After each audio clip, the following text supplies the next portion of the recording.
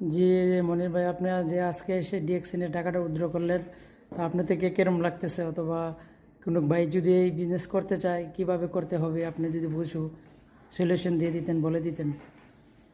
আসসালামু আলাইকুম ওরহমতুল্লাহি আবরাকাতুহ।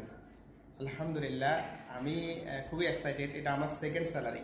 ঠিক আছে, আমি অলরেডি একটা জব করতেছি।